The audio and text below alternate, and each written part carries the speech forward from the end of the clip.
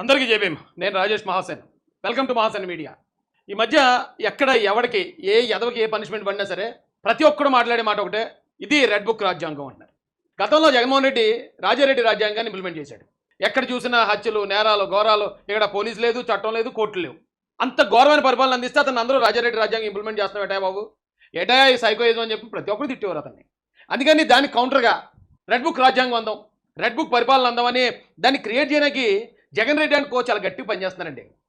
అయితే కురుక్షేత్రం టైంలో ఒక శ్లోకం నాకు తెలిసినంత వరకు చెప్తానండి.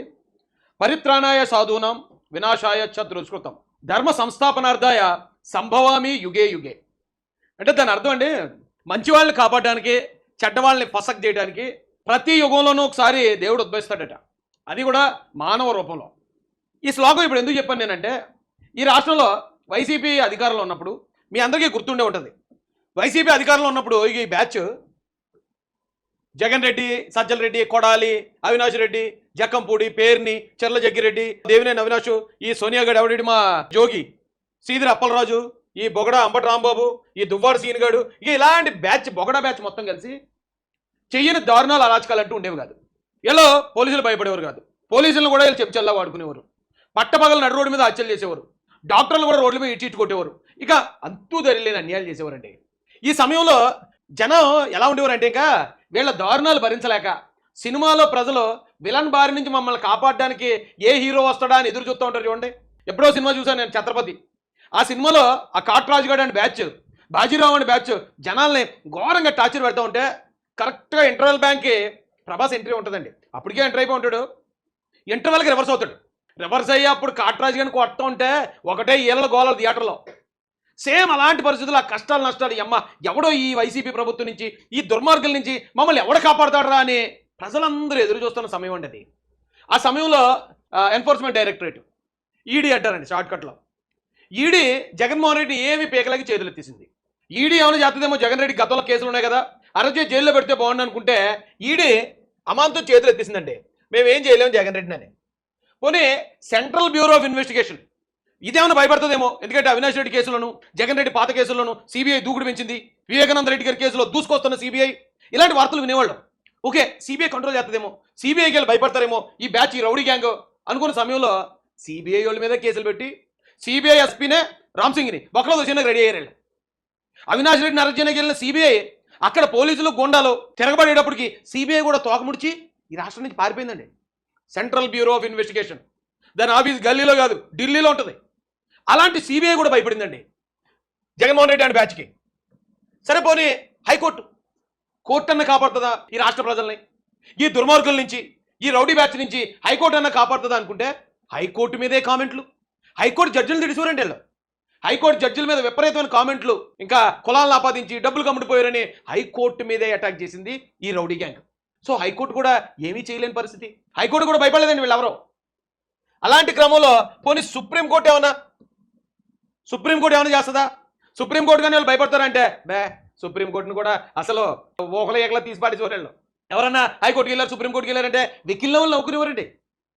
సుప్రీంకోర్టు కూడా జగన్మోహన్ రెడ్డి అండ్ రౌడీ గ్యాంగ్ని భయపెట్టలేని కాలం అది, దానికి కూడా భయపడలేదండి. ఆ తర్వాత CrPC, the criminal procedure code అటండి, దీనిలో చాలా సెక్షన్ల ప్రకారం జగన్ రెడ్డి అండ్ గ్యాంగ్ మీద కేసులు ఉన్నాయి. చాలా దారుణమైన సెక్షన్లు అవి, పెద్ద పెద్ద సెక్షన్లు పడే సెక్షన్లు. కానీ ఆడతా పాడతా వెళ్ళొచ్చి చివరిళ్ళు. ఇంకా చెప్పాలంటే జగన్ రెడ్డి కోర్టుకు రాలేనండి, ఎందుకంటే కోర్టుకు వస్తే మధ్యలో ట్రాఫిక్ జామ్ అవుతుంది. ట్రాఫిక్ జామ్ అవుతుందని కోర్టుకు రాకుండా కోర్టులు కూడా హేళన చేసే పరిస్థితికి జగన్ రెడ్డి వెళ్ళిపోయిన కాలం అది అండి. సిఆర్పిసి కూడా జగన్ రెడ్డి వెంట్రుక పీకలేని సమయం అది. ఇది ఐపీసీ, ఇండియన్ పెనల్ కోడ్ను కూడా లెక్క చేయకుండా ఈ బుక్ను కూడా అవతలు పాడేసే పరిస్థితిలో ఉన్నారు. ఎవ్వరు భయపెట్టలేని అంత దారుణమైన ఆ కాలంలో, ఆ సమయంలో కరెక్ట్ హీరో ఎంట్రీ జరిగిందండి. ఎవడు ఒప్పుకోండి. కానీ ఇప్పుడు నేను చూపించిన ఈడీ కానీ, సిబిఐ కానీ, హైకోర్టు కానీ, సుప్రీంకోర్టు కానీ, ఐపీసీ కానీ, సిఆర్పిసి కానీ ఇవి ఏమీ చేయలేని పని ఒక్కడు చేసాడండి. ఒక్క బుక్ వచ్చి రెడ్ బుక్ ఒక్కొక్కడిని నిజం చెప్పాలంటే వచ్చపోయించిందండి. ఈ రోజున ప్రతి ఒక్కడు, వీళ్ళెవరు కూడా మీరు చూడొచ్చు, ఈ బ్యాచ్ ఎవడు కూడా సుప్రీంకోర్టుకు భయపడ్డావు, హైకోర్టుకు భయపడరు, పోలీసులకు భయపడరు, సిబిఐకి భయపడరు, ఈడీకి ఎవరిని లెక్క చేయలేళ్ళు. అలాంటి గ్యాంగ్ని వచ్చపోయించాడు, ఒక్కడే వచ్చాడు. వస్తమే ఈ రెడ్ బుక్ పట్టుకునే వచ్చాడు. ధైర్యంగా జనాల్లో చెప్పుకుంటూ వచ్చాడు. రాజారెడ్డి రాజ్యాంగంలాగా హైడ్ చేసి దొంగచాటుగా రాలేదండి. రెడ్ బుక్ పట్టుకొచ్చి ఎవడైతే ప్రజలను వేధించాడో, ఎవడైతే ప్రజలను దోచుకున్నాడో, ఎవడైతే ఇక్కడున్న ఎస్సీల మీద బీసీల మీద దాడులు చేసి శిక్షల నుంచి తప్పించుకుంటున్నారో, ఏ నా కొడుకైతే అధికారాలను ఉపయోగించుకుని అటు గవర్నమెంట్ అధికారా లేకపోతే ఎమ్మెల్యే ఎంపీయా మంత్రా ఇలా అధికారాన్ని అడ్డు పెట్టుకుని ఎవడెవడైతే తప్పులు చేశారో అలాంటి తప్పు నా కొడుకుల పేర్లన్నీ ఇందులో రాశాను. ఒక్కొక్కడికి పోయిస్తాను, ఒక్కొక్కడిని కడ్డాయమే నడిపిస్తాను అన్నాడు. అప్పుడు భయపడ్డారండి వీళ్ళు. చెప్పని చూసారా, ఛత్రపతి ఎంట్రీ. ఆ కాటరాజు గడు ఇలా గీత గీసి ఆ లోపల కుర్రాడు చావు బతుకులు ఉంటాడు, ఎవడ వెళ్ళొద్దు అంటాడు. కరెక్ట్గా ప్రభాస్ వచ్చిన తర్వాత అడుగు వేస్తాడు ఇలాగా. అలాంటి ఎంట్రీ పడిందండి. ఆ రెడ్ బుక్కే భయపడ్డాడు జగన్ రెడ్డి, ఆ రెడ్ బుక్కే భయపడ్డాడు కొడాలిగాడు, ఆ రెడ్ బుక్కే భయపడ్డాడు వల్లభనేని, ఆ రెడ్ బుక్కే భయపడ్డాడు ఇప్పుడున్న జోకర్ రమేష్ గడు. ఐపీసీని సిఆర్పీసీని లెక్క చేయలేదండి వాళ్ళు. హైకోర్టుని supreme court chief justice N V Ramana గారిని కూడా ఇక్కడ అమరావతిలో భూమి కబ్జా చేశాడన్నారు. సుప్రీంకోర్టు చీఫ్ జస్టిస్ని అలా హేళన చేస్తూ మొత్తం వ్యవస్థను భ్రష్టు పట్టిస్తున్న సమయంలో వచ్చిన బుక్ అది రెడ్ బుక్. ఈరోజు ఒక్కొక్కడితోటి ఆల్మోస్ట్ ప్యాంట్లు ప్రతి ఒక్కరు తడుపుకున్నాడు. వీళ్ళు ఎవరైనా ఎక్కడైనా కనపడతారు చూడండి, ఒక ప్రెస్ మీట్లో కానీ లేకపోతే ఎవరైనా తిట్టడానికి కానీ ఏదైనా నేరం చేస్తూ కానీ ఎవరిదైనా దోచుకుంటూ కానీ ఒక్కడు కనపడుతున్నాడు ఎక్కడన్నా బయట. దానికి కారణం ఈయన, ఈ రెడ్ బుక్కే కారణం. ఇలాంటి దొంగ నాగొడుకులు రౌడీ నాగొడుకులు మొత్తం పట్టాపంచలైపోయారు రాష్ట్రం నుంచి. కొంతమంది దేశం దాటి పారిపోతున్నారు, కొంతమంది రాష్ట్రం దాటి పారిపోతున్నారు, కొంతమంది ఇళ్లలోనే సొరంగాలు కట్టుకుని సొరంగాల్లో దూరేశారు. ఒక్కొక్కడికి ఉచ్చపోయించాడండి. మీకు తెలుసో లేదో, ఇప్పుడు జగన్ వచ్చాడు, ఆ రెడ్ బుక్ అండి రాజ్యాంగం అండి, రెడ్ బుక్లో చేసినట్టు అన్ని దారుణాలు అన్యాయాలు చేస్తున్నారండి అంటున్నాడు. మీకు ఒక ఎగ్జాంపుల్ చూపిస్తాను రండి. జగన్ రెడ్డి ఏం చెప్పి వచ్చాడండి, నేను సంక్షేమ పథకాలు ఇచ్చేస్తాను, ప్రతి ఒక్కరింటికి 30 రూపాయలు పంచేస్తాను, చెల్ల డబ్బులు ఇచ్చేస్తాను, ఎవరికన్నా సరే సెంటు భూమి బాత్రూమ్ సరిపడా సెంటు స్థలం ఇచ్చేస్తాను, బాత్రూమ్లు కట్టించేస్తాను, బాత్రూమ్లు అంటే ఎల్లో ఇవన్నీ చెప్పే కదా వచ్చాడు. వాళ్ళు నిజంగా సంక్షేమ పథకాలకు అంత పెద్ద తోపు అయితే జగన్ రెడ్డి, అతను గెలిచిన మెజారిటీ ఎంతండి? 61,000. 2.5 లక్షల కోట్లు పంచాయతీ నేను జనానికి అన్నాడు. 25 లక్షలు ఇల్లు ఇచ్చానన్నాడు. అన్ని అబద్ధాలే, వేరే విషయం. 25 లక్షలు ఇల్లు ఇచ్చానన్నాడు. ఈ రాష్ట్రంలో ప్రతి ఇంట్లో 99.99% నా మేనిఫెస్టో కంప్లీట్ చేశాను అన్నాడు. అలాంటోడు గెలిచిన మెజారిటీ ఎంత? కేవలం 61,687 ఓట్లు మాత్రమే. 61,687 ఓట్లు. అయితే తర్వాత కుప్పం చూద్దాం. పెద్ద ఆయన నారా చంద్రబాబు నాయుడు గారు, ఆయన ఏమన్నాడు? 20 లక్షల మందికి ఉద్యోగాలు ఇస్తాను, 20 లక్షల మందికి ప్రతి ఒక్కరిని కూడా కోటీశ్వరుని చేసే కార్యక్రమాలు చేపడతాను, ఈ రాష్ట్రంలో గవర్నమెంట్ ఉద్యోగాలు ఇస్తాను, అలాగే ఆడబిడ్డ నిధి ఇస్తాను, తల్లికి వందనం ఇస్తాను, అన్నదాత ఇస్తాను, ఇలా ఆయన కూడా ఎన్నో సంక్షేమ పథకాలు, అన్నదాత క్యాంటీన్లు ఓపెన్ చేస్తాను, ఇవన్నీ చెప్పి ఆయన వచ్చారు ముందుకి. ఆయన పోటీ చేస్తే ఆయనకు వచ్చిన మెజార్టీ ఎంతండి? దాదాపుగా 50,000 మెజార్టీ వచ్చింది. 50,000. ఒక పక్కన అబద్ధాలు చెప్పి సంక్షేమం చేస్తానని జగన్ రెడ్డికి 61,000. నిజంగా 20 లక్షల ఉద్యోగాలు ఇస్తాను, అన్న క్యాంటీన్ అందరికీ అన్నం పెడతాను, ఇక్కడ ఉన్న ప్రతి ఒక్కరిని కూడా లక్షాధికారులు చేసే ఏర్పాట్లు చేస్తాను, ఇక్కడికి ఇండస్ట్రీలు తీసుకొస్తాను, పోలవరం, అమరావతి ఇలాంటి ఎన్నో అభివృద్ధి కార్యక్రమాలు చేస్తానని ముందుకొచ్చిన పెద్ద ఆయన గెలిచింది 50,000 ఓట్ల మెజార్టీ. కానీ ఒక్కొక్కడిని తప్పు చేసిన ప్రతి ఒక్కడిని కడ్రాయర్తో రోడ్డు మీద పరిగెట్టిస్తాను, ఎవడెవడైతే తప్పు చేసాడో అలాంటి అధికారులు ప్రతి ఒక్కడిని వాడి సంగతి ఏడో తెలుస్తాను, అందరి పేర్లు ఈ బుక్లో రాశాను అనుకుంటూ మన ముందుకు వచ్చిన లోకేష్ గారి మెజారిటీ ఎంత తెలుసండి? 91,413 ఓట్లు. 91,000 ఓట్లు ఎమ్మెల్యే ఎలక్షన్కి పోల్ అవుతాయండి. ఒక అభ్యర్థికి 90,000 ఓట్లు పడతాయి, కానీ 91,000 మెజారిటీ రాదు. ఆ మెజారిటీ ఎందుకు వచ్చింది? ఆయన రెడ్ బుక్ చూసే ఇంత మెజారిటీతో ప్రజలు ఆయన నెగ్గించారు. ఇక్కడ ఉన్న ప్రతి తప్పు నా కొడుకు తాడది లోకేష్ అన్న, నువ్వు వస్తేనే ఇలాంటి నా కొడుకులందరూ కూడా ఎక్కడ ఉండాల్సిన వాళ్ళు అక్కడ ఉంటారు. నీ రెడ్ బుక్కే కరెక్ట్. ఈ రోజున ఇక్కడ సంధి చేయడానికి వచ్చిన శ్రీకృష్ణుడు కాదండి ఇప్పుడు కావాల్సింది, కురుక్షేత్రానికి వచ్చిన శ్రీకృష్ణుడు కావాలి. కాబట్టి నువ్వు కరెక్ట్ అని ప్రజలు ఇచ్చిన తీర్పు ఇది. 91,000 మెజారిటీ. అంత మెజారిటీతో ఆయనే ఎందుకు ఇచ్చారు ఏమండి? ఆలోచించండి ఒకసారి. ఇప్పుడు జగన్మోహన్ రెడ్డి చాలా అబద్ధాలు చెప్పాడు, చంద్రబాబు నాయుడు గారు నిజాలు చెప్పారు, అభివృద్ధి గురించి చెప్పారు. ఇద్దరు ముఖ్యమంత్రి అభ్యర్థులు, వాళ్ళని కాదని వాళ్ళని మించిన మెజారిటీ ఎందుకు పట్టం కట్టారు జనం? తప్పు చేసినోడు తొక్క తీస్తా అన్నాడు రా లోకేష్ అన్న, తప్పు చేసినోడు ప్రతి ఒక్కరిని రోడ్ల మీద పరిగెత్తిస్తా అన్నాడు రా, ఇతను కరెక్ట్ రా అనే కదండి దాని అర్థం.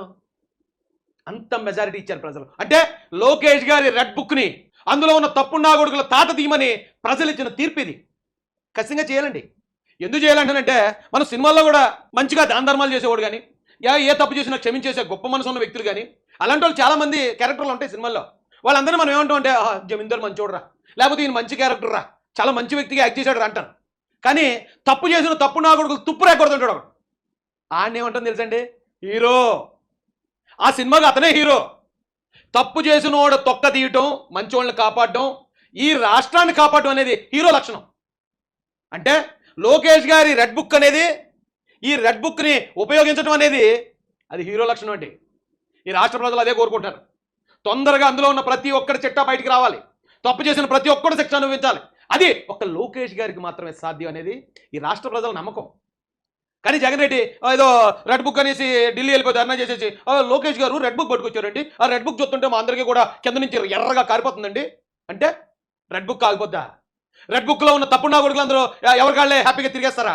తప్పులు చేసేస్తారు, జనాల్ని చంపేస్తారు, జనాలు దోచుకుంటారు, మానవ ప్రాణాలకు భంగం కలిగిస్తారు. కానీ మిమ్మల్ని ఎవడేమనకూడదా?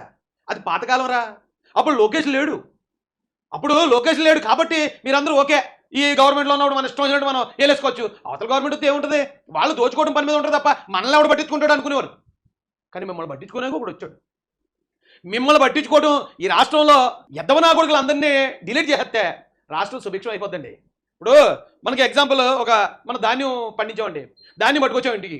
ఆ ధాన్యం కోసం కొట్టు కడతాం, ఆ ధాన్యం ఆ కొట్లో పోతాం. ధాన్యం ఆ కొట్లో పోసిన తర్వాత అందులో పందికొక్కులు పోయాయి అనుకోండి, పందికొక్కులు తిరిగేస్తున్నాయి అనుకో, మనం ఎంత మంచి కొట్టు కట్టి ఎంత సిమెంట్ వేసి ఎంత ఇచ్చేసినా అందులో పందికొక్కులు ఉన్నంతకాలం ఆ ధాన్యం సేఫ్ కాదండి. మళ్ళీ నువ్వు పండించు, మళ్ళీ వేయి, మళ్ళీ పండించు, మళ్ళీ నువ్వు వేస్తూనే ఉంటావు, అది తినేస్తూనే ఉంటావు పక్కనే. ముందు ఏం చేయాలండి, ఆ పందికొక్కుల సంగతి ఏంటో చూడాలి. ఆ పందికొక్కుల సంగతి తెలిస్తేనే నువ్వు వేసిన ఒక్క మూట వేసినా ఒక్క మూట అలా ఉంటుంది. లేదు నువ్వు 100 మూటలై నువ్వు తీరా తలుపు ఓపెన్ చేసి చూసేటప్పటికి 50 మూటలు ఖాళీ అయిపోతాయి. ఆ పందికొక్కులు ఏరివేత ఈ రోజున నారా లోకేష్ గారు తీసుకున్నారండి. ఈ రాష్ట్రాన్ని ధ్వంసం చేస్తున్న పందికొక్కుల్ని ఏరేటే పనిగా పెట్టుకున్నాడు. అది హీరోయిజం అంటే, అది హీరో లక్షణం అంటారు దాన్ని.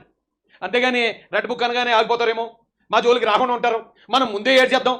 చిన్నపిల్లలు అలాగే ఎల్కేజీ పిల్లలు ఇంకా కొట్టకుండానే టీచర్ కొడదాం అంటే ఏడ్చేస్తుంటారు. సరే అలాగే ఎడుతున్నారు కదా కొట్టకుండా ఉంటారండి. సేమ్ అదే పని చేస్తున్నారండి. అది కరెక్ట్ కాదు. లోకేష్ గారికి అత్యధిక మెజారిటీ తీసుకురావడంలో ముఖ్య పాత్ర పోషించింది ఈ రెడ్ బుక్కే. ఎందుకంటే అప్పుడు జనం చెప్పాను కదా, సినిమాలో విలన్ బాధలు భరించలేక ఆ ఏడుపుతో బాధతో దుఃఖంతో నలిగిపోతున్న సమయంలో ఆ యువగాళం పాదయాత్ర పేరుతో రెడ్ బుక్ పట్టుకుని సీన్లో దిగడు ఈయన. అక్కడి నుంచే ప్రజల్లో మార్పు వచ్చింది, అక్కడి నుంచే ప్రజల్లో ధైర్యం వచ్చింది. ఎస్, మన రాష్ట్రానికి కూడా మంచి రోజులు రాబోతున్నాయి. ఇప్పుడు ఎవడెవడైతే తప్పులు చేస్తున్నా ఈ తప్పుడు నా కొడుకులందరికీ తుప్పు రేగొట్టేవాడు ఒకడు వచ్చాడు. రేపు అధికారం ఇస్తే నిజంగానే తుప్పు రేగొడతాడు. చూసి ఏళ్ళలో గోల్లో చప్పట్లు వేద్దాంరా అని జనం రెడీగా ఉన్నారు. ఫస్ట్ హాఫ్లో విలను బీభత్స నిమిషాలు పెడతాడండి, సెకండ్ హాఫ్ నుంచి హీరో కొట్టడం మొదలు పెడతాడు. అక్కడి నుంచే కదా చప్పట్లో కాగితాలు చింపేసేయటం, పువ్వులు ఎగరేయటం, ఇవన్నీ ఎప్పుడు మొదలవుతాయి? రెడ్ బుక్ ఓపెన్ అయ్యాకే. ఇప్పుడు రెడ్ బుక్ ఓపెన్ అయింది, రాష్ట్ర ప్రజలందరూ 56% ఓట్లేశారు. 56% మంది కేరింతలు కొడుతున్నారు. బా సూపర్ అన్న లోకేష్ అన్న, భలే షాట్ కొట్టావన్నా అన్న, లాడు ఉండిపోయానా, ఈయన పట్టుకోనా, మిగతా వాళ్ళందరినీ ఎప్పుడు కొడతాడా అని చెప్పి జనం అందరూ వెయిటింగ్. ఇక్కడ కొడుతుంటే ప్రతి బాల్ 4-6 వెళ్ళిపోతున్నాయి. ఫస్ట్ బాల్ జోగి రమేష్ గారు బౌండరీ దాటేశాడు.